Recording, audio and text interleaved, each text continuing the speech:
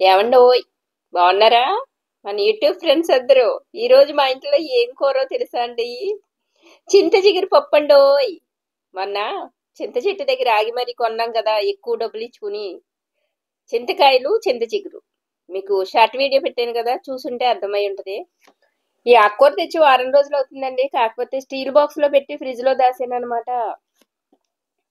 చింతకాయలతో పచ్చడి చేయొచ్చు అని చింత చిగురుతో పప్పు వండుతున్నానండోయ్. మరి ఈ చింత చిగురు పప్పు మా ఫేవరెట్ అన్నమాట ఇంట్లో అందరికి. మీలో చాలా మందికి ఇష్టమయ్యే ఉండొచ్చు కదండి. ఎవరికి ఇష్టం ఉండదండి? చింతకాయ అంటూనే నోరు ఊరిపోతుంది కదా. చూసారా, అసలుకే మనకు అస్తమానం దొరకదు కదండి, మరి దొరికినప్పుడే వండుకొని తినాలి. అందుకని ఈ రోజు ఒక కప్పు కందిపప్పులో తీసుకొచ్చిన చింత చిగురు, ఒక ఉల్లిపాయ 4 పచ్చిమిరపకాయలు వేసి కుక్కర్లో 2 విజిల్లు వేయించామండి. మరి ఉడికాక తాలింపు వేసుకోవాలి కదా, కమ్మగా వాసన రావాలంటే. తాలింపు కోసం ఏమోనండి, ఏముంటాయండి, పప్పు తాలింపుకి ఏం వేయాలో తెలుసు కదా ఏంటి మీకు. కాకపోతే 4 ఎల్లుల్లిపాయలు అక్కడ ఎక్కువ వేసామనుకో మంచి వాసన వస్తుంది అనమాట. దాంతో పాటుగా తాలింపు వేసేటప్పుడు అండి, కొంచెం ఇంగవనే ఇంకొంచెం నెయ్యిని వేసామనుకోండి, పప్పు ఆహా ఎంత మంచి వాసన గుమగుమలాడిపోతుంది అనమాట.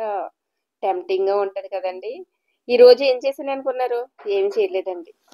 మా షణ్ముఖ్ గురించి పొద్దున్నే వంట చేయాలి కదండి, అందుకని పొద్దున్నే అయితే అయిపోయిందండి. టిఫిన్ వేసుకునే ముందు చింతచిగురు పప్పు బాగా టెంప్ట్ చేసిందనమాట. ఇంకా టిఫిన్ కు బదులుగా కొంచెం అన్నం పెట్టుకుని తినేద్దామా అని అనిపించిందండి. ఇంకా అనిపించినప్పుడు ఆకూడదు కదా, మరి తాలింపు అయిపోయాక మొదలెట్టేసామన్నమాట. మరి పప్పులోకి నంచుకు ఉండాలి కదండి. నంచుకు కోసమని పక్కనేని వడియాలు కూడా వేపేసామండోయ్. పిండి వడియాలతో పాటుగా మన కిరాణా కొట్టులో దొరికే గొట్టాలో ఏయో చిప్స్ ఉంటాయి కదండి, అవి కూడా కొన్ని కలిపేసి వేపేసుకున్నాం అనమాట. రండి రండి, పుల్ల పుల్లగా వండుకున్న చింత చిగురు పప్పు వేసుకుని 2 ముద్దలు భోజనం చేసేద్దామని. నవ్వకండి మరి మీరు అందరూ. చెప్పట్లేదు కానీ మీలో చాలా మంది కూడా నా అలాగే అనిపిస్తుంటది కదండి. అవునా కదా? ఉమ్. ఎందుకంటే నాన్ వెజ్లు ఎలాగో మనం తినం కదండి. ఇలా పుల్ల పుల్లగా ఉన్న పప్పులు టెంప్ట్ చేస్తా ఉంటాయి అనమాట. చూసారా, వడియాలు వేపుకున్నాం కదండి. చక్కగా పప్పు వేసుకుని 4 వడియాలు వేసుకుని 2 ముద్దలు వేసేస్తాం మరి. నవ్వుకోకండల్లో. సరే మరి, చింత చిగురు పప్పు ఎలా వండాలి? ఏమో వండేసానండి.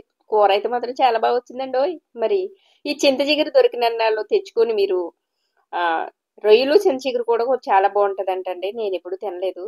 మరి అలా రకరకాలుగా ట్రై చేయండి మరి. ఎందుకంటే సంవత్సరంలో ఒకసారి 2 సార్లు దొరుకుతుంది అనుకుంటా, అంతే కదండి మరి. ఉంటానండి ఓయ్, భోంచేస్తున్నాను మరి. సరే, వీడియో ఏమన్నా నచ్చింది అనుకోండి లైక్ చేయండి, అలాగే కామెంట్ చేయండి. కొత్త వాళ్ళు ఎవరన్నా అనుకోండి సబ్స్క్రైబ్ చేయండి మరి. ఉంటానండి ఓయ్. ఏంటి గంగక్క నోరు ఊరిస్తున్నావు అంటారా?